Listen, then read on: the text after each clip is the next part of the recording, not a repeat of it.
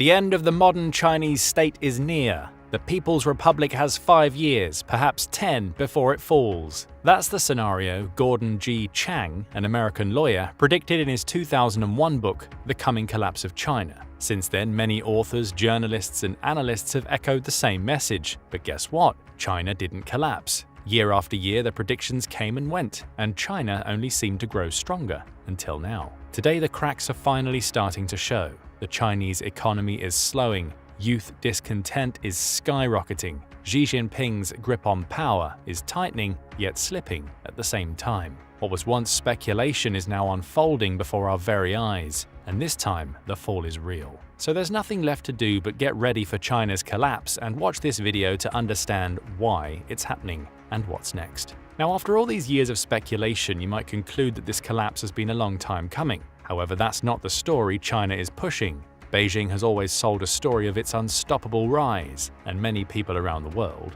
bought into it. But now the illusion is crumbling. It might look like their entire system, economic, societal, military, and political, is falling apart all at once. That's why it might seem like China is imploding overnight, but the truth is that the cracks have been there for years. They were just harder to see. But how is this possible? Well, one culprit is the COVID-19 pandemic. For a few years, everything out of China was viewed through the lens of COVID-19.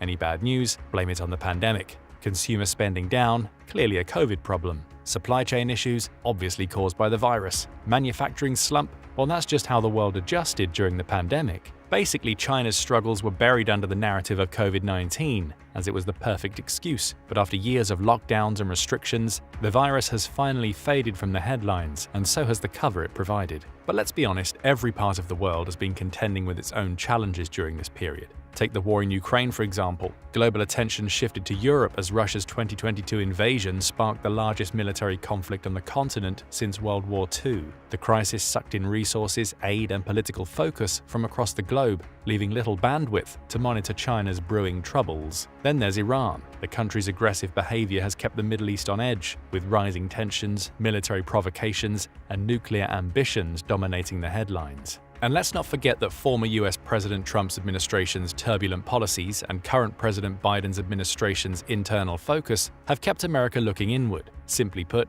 domestic issues and political polarization distracted from what was happening in China. Meanwhile, Japan has been busy remilitarizing, shifting the country's defense strategies in response to regional threats. Attention was largely on national security, not on China's slow-burning collapse. In short, everyone had their own fires to put out, so it's no wonder China's struggles went unnoticed. The noise from everywhere else was just too loud. Of course, it didn't help that China was also actively hiding the truth. Under President Xi Jinping, data collection in China was gutted. Economic reports, political biographies, gone. All the data that could have shown China's real problems was erased as part of Xi's purges. For years, the numbers were manipulated or not even released in the first place. This information vacuum made it nearly impossible to see just how far China had already fallen. Now the truth is finally cutting through all the noise, and by the time we noticed, China was already past the point of no return. But what exactly did we notice? Brace yourself for the many telltale signs indicating that China's collapse is imminent. First, let's tackle China's economy. After all, this is where the country has been taking the most hits. One glaring issue in this department is consumer spending. Contrary to what you'd expect from a capital-driven economy, Chinese consumer spending is faltering. Let's look at 2024 numbers as an example. Retail sales only grew by 2% in June, the weakest performance in 18 months. This is in stark contrast to previous growth rates, signaling deep-rooted issues in consumer confidence. The situation is compounded by a sharp decrease in lending, which should be rising in a healthy economy. In the first half of 2024, Chinese households added a staggering 9.27 trillion yuan, which is approximately $1.3 trillion, in new deposits. However, this figure includes a 22% drop in deposits from the previous year for June alone. But despite accumulating deposits, consumers aren't spending. They're opting to pay off debts and invest in wealth management products instead. This lack of spending is further exacerbated by a confluence of factors, many of which we'll discuss separately: falling property prices, job insecurity, and high debt levels. China's economy, which grew at a mere 4.7% in the second quarter of 2024, is reflecting these problems as it slows down from a 5.3% expansion just a quarter earlier, the weakest growth since the beginning of 2023. Demographics are also working against consumer spending. With a shrinking younger population, China simply lacks enough millennials to drive consumption. To make matters worse, the Chinese Communist Party's views remain fixated on prioritizing its industrial base over individual consumption, leading to a disconnect between economic policy and actual consumer needs. The word disconnect can also be used to describe the widening gap between China's ambitious economic targets and its actual performance. In July 2024, official data revealed that gross domestic product (GDP) growth had fallen behind the government's target of around 5%. This was major news, as the only other significant misses in this department came during COVID lockdowns. Every March, China's premier presents an annual growth target at the National People's Congress, a key indicator of official performance. And every March, scrutiny intensifies as citizens and analysts alike gauge the government's ability to meet these ambitious projections. In response to China's GDP projections faltering, many economists have already begun trimming their forecasts in recent years. For instance, the prediction for 2024 dropped to 4.5%, while the prediction for 2025 was a little more optimistic, 4.6%. Now don't get us wrong, during the same period, the US's GDP was expected to grow by 0.9% and 1.9% respectively. So it's not that China's economic growth rates are plummeting compared to the rest of the world. Rather, the new numbers coming from the country clearly indicate that one unstoppable growth engine is losing steam. And that's not what the financial institutions expected. Even the International Monetary Fund, IMF, expected a robust post-COVID recovery from China. However, a range of persistent issues, including deflation, a lack of demand for exports, and a declining stock market, have dampened these hopes. What's more, the current situation is so bleak that skeptics are increasingly questioning the accuracy of Beijing's reported GDP figures. Have they been truthful over the past few years? Or have these figures always been artificially inflated to mask deeper economic troubles? We aren't entirely sure. Just like analysts aren't sure that China's economic model, the very same that reportedly propelled the remarkable rise to an $18.3 trillion GDP, can sustain itself amidst these mounting challenges. One of these mounting challenges is undoubtedly a sustained real estate crisis. China's real estate sector, which once contributed nearly a third of the nation's GDP, is now facing unprecedented turmoil. Major property developers like Evergrande and Country Garden are collapsing, shaking not just domestic stability, but also posing risks to global markets. The former defaulted on over $300 billion in liabilities, while the latter faced a staggering debt of $194 billion. Underscoring the severity of the situation. The fall of these giants also raised alarms about the solvency of other major players like Vanke, whose credit rating had already been downgraded to next to nothing. This is a far cry from the days when real estate was a symbol of prosperity and a pathway to social status in China. Several factors catalyzed this downturn.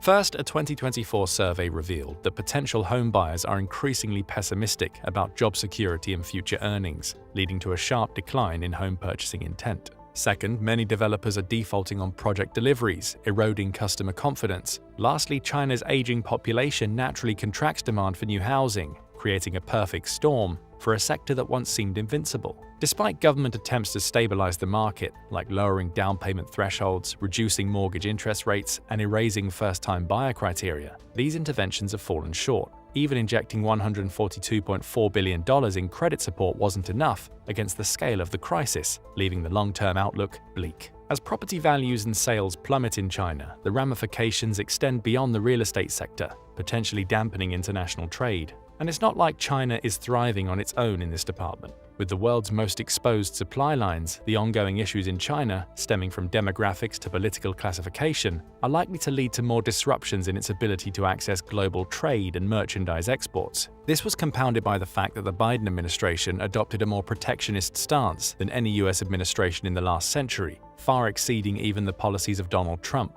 However, the root of this trade stasis runs deeper. China's decades-old economic strategy has prioritized industrial production at all costs, resulting in significant structural overcapacity. Overinvestment in production facilities across various sectors, ranging from raw materials to emerging technologies like batteries and robotics, has left many cities and firms burdened with crippling debt. This overproduction means that China is generating far more output than it, or foreign markets, can sustainably absorb. As a result, the Chinese economy is close to spiraling into a doom loop characterized by falling prices, insolvency, factory closures, and job losses. Shrinking profits are also forcing producers to increase output and discount prices just to service their debts. Worst of all, the companies surviving this tumult aren't always the most efficient or profitable ones. They are usually those with better access to government subsidies and cheap financing. Since the mid-2010s, this overcapacity has destabilized international trade. By flooding the global market with goods, Chinese companies are driving prices below the break-even point for producers in other countries. European Commission President Ursula von der Leyen highlighted this issue in December 2023, claiming that excess Chinese production was causing unsustainable trade imbalances and accusing Beijing of unfair trade practices. US Treasury Secretary Janet Yellen echoed these concerns, noting that Chinese overinvestment was threatening economic dislocation globally. Yellen stated, "China is now simply too large for the rest of the world to absorb this enormous capacity." So now the economic vision that the Chinese Communist Party has been pushing for decades is actually isolating China from the global marketplace. This isolation has also led to a significant decline in China's industrial competitiveness. This is another major blow for a country whose initial rise transformed the global balance of power, with China's GDP growing an average of 9% annually since the 1978 economic reforms. The country once managed to lift around 800 million citizens out of poverty. China's unprecedented rise to global economic and military prominence, especially after joining the World Trade Organization in 2001, initially confused the West, leading to a hesitant response. Questions started looming. Were China's best days ahead of it, or had the country already peaked? As we now know, the many projections of China surpassing the US as the largest economy have failed to materialize, and as things are currently going, it appears increasingly unlikely that China will ever realize this ambition. After all, critical indicators reveal that China's workforce has already peaked, with the labor supply expected to decrease by about 7% between 2025 and 2050. The IMF projects that if the US persists in restricting technology trade with China, the Chinese economy could shrink by 9% over the next decade. Even before the pandemic, signs of economic fragility were evident. The working-age population has been declining for about a decade, and in 2023, India surpassed China as the most populous country in the world. Efforts by the ruling Communist Party to encourage higher birth rates have fallen flat, leaving the once vibrant labor pool depleted. Increasing demands on resources for the aging population mean fewer investments can be directed toward growth. Plus, after years of infrastructure expansion, diminishing returns are becoming apparent, exacerbated by Xi's autocratic tendencies, which have made local entrepreneurs cautious and stifled innovation. A crackdown on the tech sector and tighter party control over the private economy have only further depressed growth. Sure, some reforms have been attempted, but they've all been overshadowed by pervasive government intervention, leading to capital outflows and stringent restrictions on investments. And as China's workforce shrinks, its costs are only going up. In fact, it's not an exaggeration to say that China's labor costs are skyrocketing. After all, in just 22 years, they have increased a staggering 14 to 15 times. Similar worrying trends can also be spotted across various other metrics. By early 2022, China's total labor force reached 402 million, up from 391 million in 2017. However, the country's National Bureau of Statistics reported that the workforce engaging in any form of labor declined from 746.5 million in 2021 to 733.5 million in 2022, signaling a troubling trend in workforce availability. There's also China's aging population we keep referring to. The average age of Chinese workers is increasing, hitting 38.3 years in 2022 compared to 37.1 in 2017. Aging workers strain the economy as fewer young individuals replace those retiring. Compounding this issue, the average length of school enrollment rose to 13.8 years, highlighting the shift toward higher skilled labor but at a higher cost. Per capita income from wages stood at roughly $3,000 in 2022, reflecting a 4.9% increase year-on-year. Migrant workers earned an average of $671 monthly, a 4.1% rise from 2021. Minimum wages also saw an upward trend, ranging from $206 in Liaoning to $369 in Shanghai. But despite rising wages, the economic returns are only diminishing. China's disposable income per capita reached $5,361 in 2022, marking a nominal decrease of 5%. Yet the cost of living in major manufacturing hubs has surged, making labor increasingly expensive. And yet as the Chinese economy aims for modernization, the demand for skilled labor only escalates. However, younger generations, at least those who can actually find a job, are less inclined to work in traditional manufacturing jobs, opting instead for higher-paying service sector roles. As a result, there's a major skills gap in some of China's most essential industries. Furthermore, the Chinese labor market is tightening. In January 2023, the overall unemployment rate was 5.6%, but the youth unemployment rate reached a staggering 18.1%. The demographic shift underscores the impending labor shortages,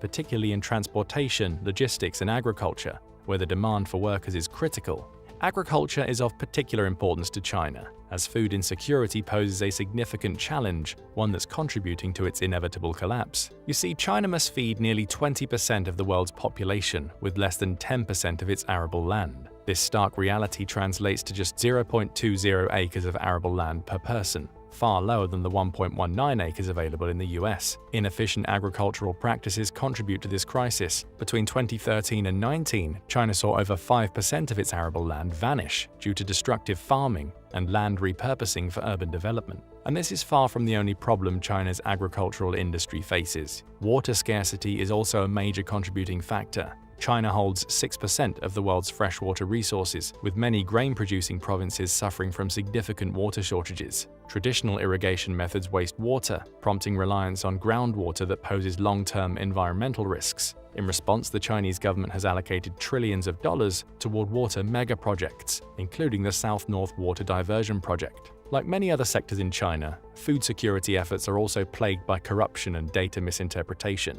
For instance, a top official in charge of grain reserves was ousted for corruption in 2022, highlighting governance challenges in this department. In addition, local officials often underreport agricultural data, driven by an incentive structure favoring good news. Though all of the factors discussed so far are troubling, food security might be one of the strongest driving forces of a potential collapse. Even Chairman Xi would agree, as a 2023 book of his discussions emphasized that food security is a red line essential for political stability. After all, political crises have historically spurred political upheaval in China. Just look at the Qing dynasty and the fall of the Manchu rule in the early 20th century, which was precipitated by a series of famines, social unrest, and widespread dissatisfaction with the ruling dynasty's inability to address the basic needs of its people. Nowadays, this historical context is made more dire by China's staggering levels of debt, estimated to be between $7 trillion and $11 trillion in off-balance sheet liabilities held by local governments. This unsustainable borrowing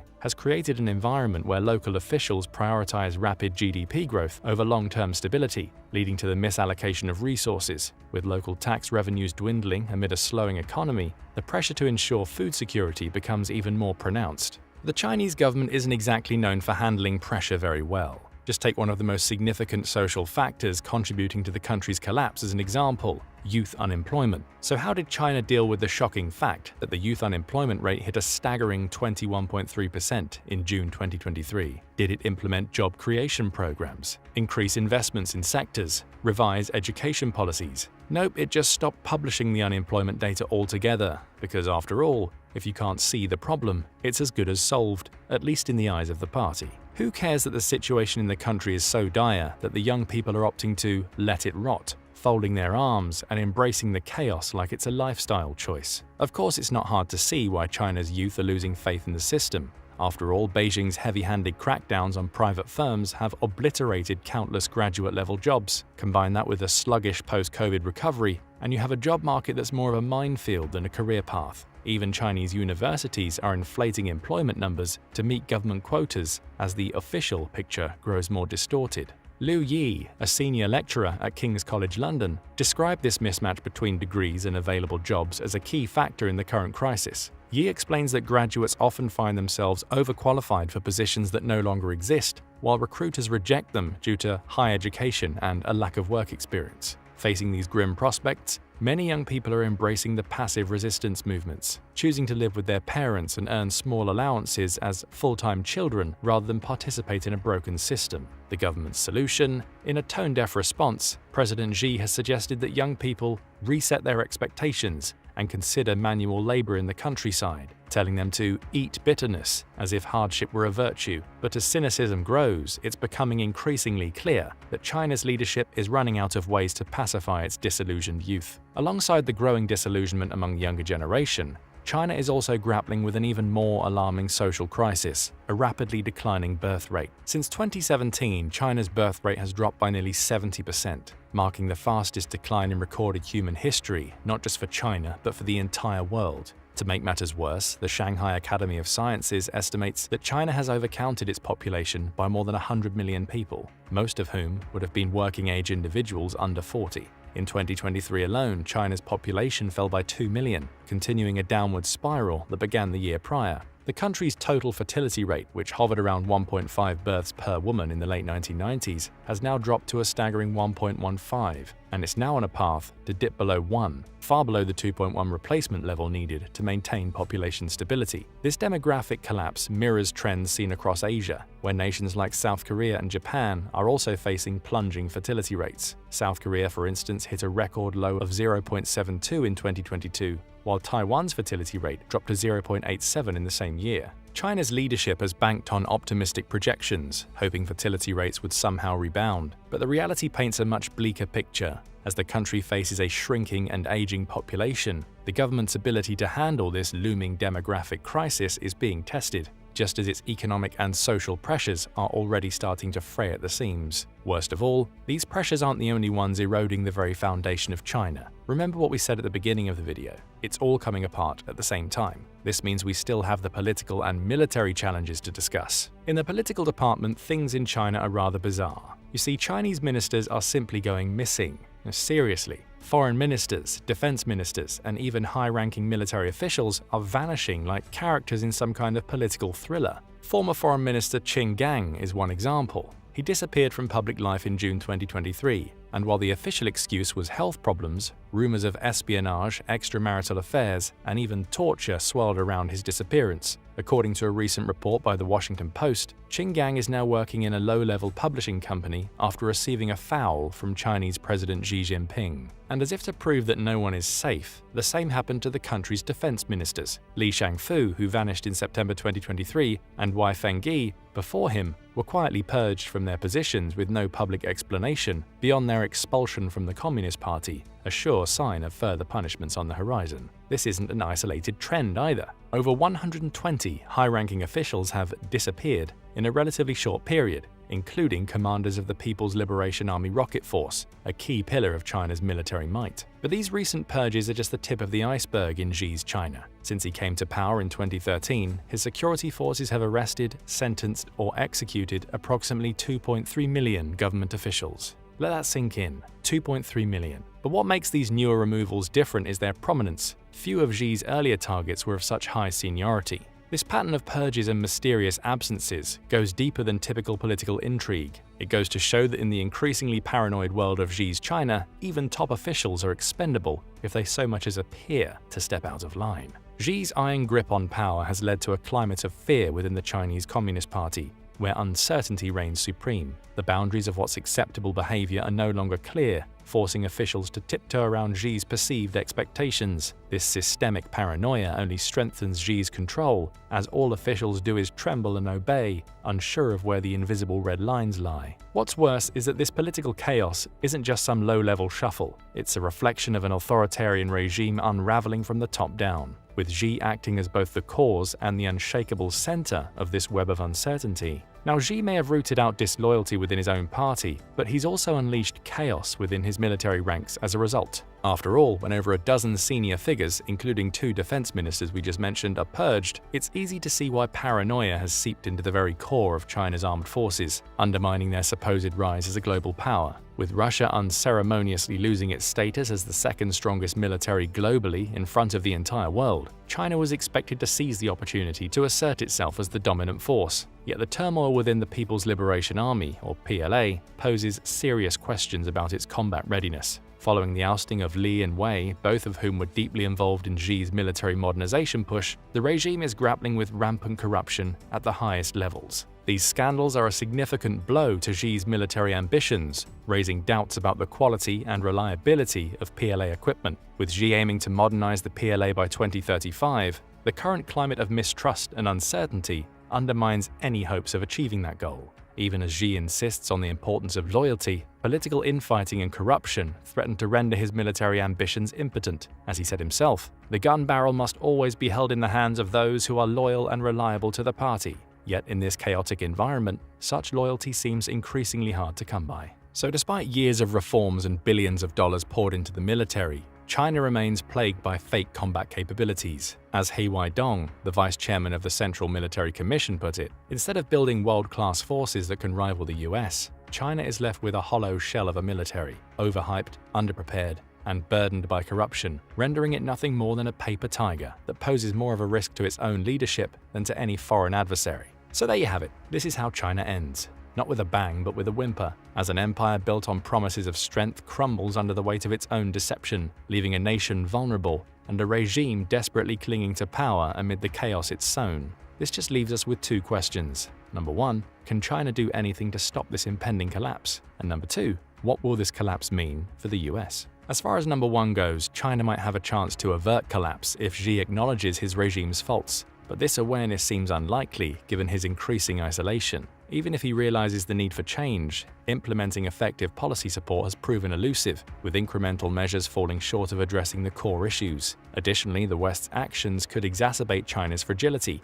If Western nations continue to isolate China economically, it may push the regime over the edge, hastening its downfall. However, China's collapse might not be 100% beneficial to the US. You see, the resulting chaos from China's collapse could disrupt global supply chains. Since the US is already grappling with industrial demands that heavily rely on Chinese goods, Chinese shipments suddenly stopping could only lead to severe shortages and hinder industrial growth. In other words, the West's attempts to isolate China economically may exacerbate inefficiencies, forcing the US to confront its vulnerabilities. The solution? The US must address these challenges immediately, as delays in reshoring and building self-sufficiency could leave the US exposed to the fallout from China's collapse. And that answers question 2. But now we have some questions for you. After learning about all the factors contributing to China's downfall, do you see this collapse as unavoidable? Or do you think China is too big to suffer a Soviet Union-like collapse? Share your thoughts in the comments section below. Now go and check out Mutiny in China, a country on the edge of collapse, or click this other video instead.